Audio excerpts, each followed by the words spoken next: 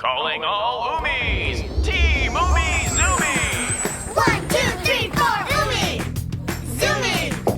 Umi! Umi, Zumi, Umi, Zumi! This week we have a new project called the Caution Martian. So we are using two robots, the football robot and the paintball robot. Why are we doing this? We're doing this to keep both Martians and our testing sites safe. Our testing sites have very expensive equipment that we need to make sure doesn't get messed up because of these Martians coming close. So by having this early warning system, by using these two robots, which are the football and paintball robot, we'll be able to keep the Martians safe and keep us safe as well, and make sure the mission runs smooth and efficiently. The football robot first shoots like a soft warning shot near their feet to tell them like go away and don't come anywhere closer. And if they keep approaching, the paintball robot will go off and start shooting paintballs at their chests as the second warning. Alright team, what are the kind of design choices that we're going to be looking at for this robot? One of the design choices is the cage robot, which will be able to capture the aliens and make sure they don't damage anything property like the reactors or any other stuff on Mars. Okay. Yeah, we also have the football robot where we just like throw footballs at the Martians to warn them to go away. Alright. We could also use the paintball robot, maybe.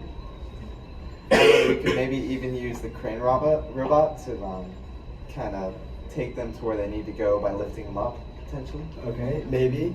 Well, why would we use any of these robots? Why would they be important? Well, I mean, there's definitely some pros and cons to all of them. Like, Okay. for the paintball robot, it's definitely, it would have high accuracy and it would get the job done, but the cons would be it might be a little bit dangerous, especially because on Mars it's cold, and so the paint might actually freeze, and it could be more like a bullet to the Martians. Yeah, but, that could be bad. We don't want to kill them. Yeah, but not always, so it Right. definitely has its benefits. And then the crane robot, I mean, it made sense for last week's project. For this week's project of lifting the Martians, it doesn't really make much sense because we would have issues with trying to lift the Martians where they need to go, so it wouldn't make much sense for this week. Okay. Some of the pros and cons of the cage robot might be that the size can't get too big, which will be a con. But the pro is that it's not really any chance of escape for the Martians. Okay. Yeah, and for the football robot, some pros to it is that it's a very unique design and it'll get the point across for them to go away.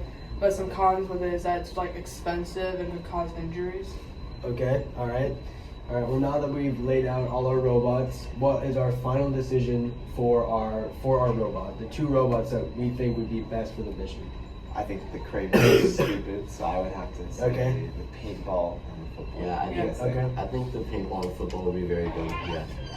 Alright, Yeah, paintball. Yeah. I think the cage robot would be a pretty harsh design to use. Yeah, We don't need to trap them, you know. Yeah, we just I don't agree. let them know. We don't want to make them feel like they're in jail. Right, exactly. So I think the paintball and the football robot would go perfectly with each other. Those will be the robots that we'll be using for our next mission then. All right. Okay. So both robots will first start off with moving in a straight line and then back into the original position, and then turn in whatever direction, like left or right. After that, they'll go in a square and then back to their original spot, and a reverse square in the exact same path they were last time. And they'll go in a circle and then a reverse circle and ending in the exact same spot. But the only difference is that the paintball robot will move its like barrel up and down and then fire, and then the cannon robot will just sit there and attempt to fire its cannon. So this first portion right here basically establishes each of the sensors and like directions and stuff like that. And after this, you get into the directions and like precise movements of it. Like most of it is just saying like it's gonna drive at this speed for a certain amount of rotations of the wheels, and then it's going to turn a certain rotation of the left wheel, and the right wheel is going to turn back a little bit so it turns full 90 degrees, and that's going to turn again at the precise amount of rotation of the wheels, and then turn again, drive forward, turn again, drive forward, all at the same turning rotation and the driving distance. And then after that, it'll go in a circle where one of the wheels is a little bit slower than the other one, so it drives in a circle all the way back, and then the other one had just had both of them go in a negative direction, like negative rotations, so that it goes in a reverse circle into the same spot. And then the cannon robot just has the motor in the cannon go up a little bit, like 1 or 2 rotations, and then the cannon robot just has that motor run for like 1 second.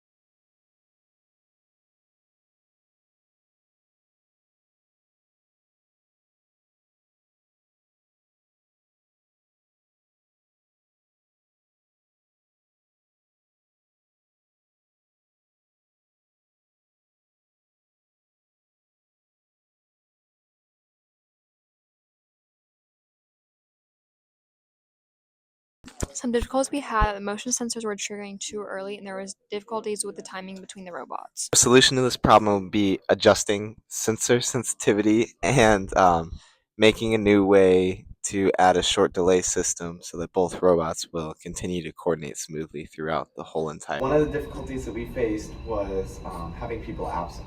Throughout the week, we've had countless people absent. People are sick, they're dropping like flies. So we had to have ways in which we could still get all of our work done while not having key members here for our group discussions.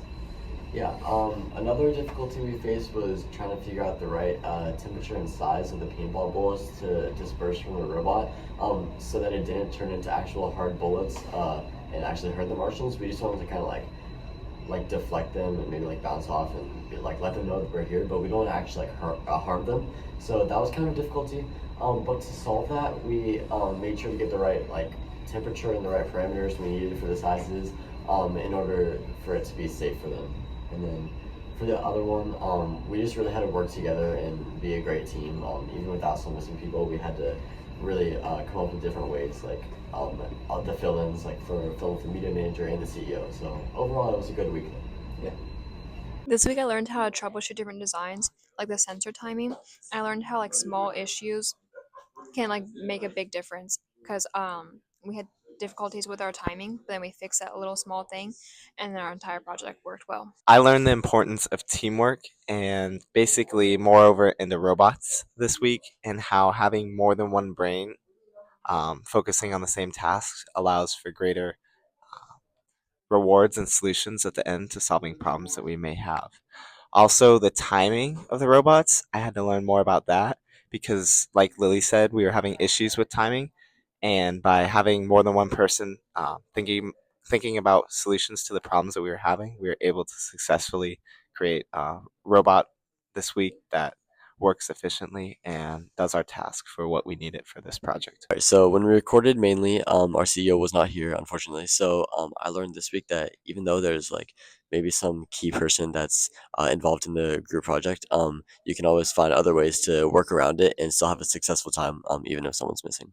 I learned that I can copy block code from prior robots and add them into the new robot to make my job simpler and easier just by selecting a new robot and gear spot. What I learned with this week's project is that basically how cold Mars gets, our paintball like little bullets are going to be turning into like hard solid rocks when it hits them instead of like paint splatters. Alright, the thing that I saw was most important was the value of like long distance communication.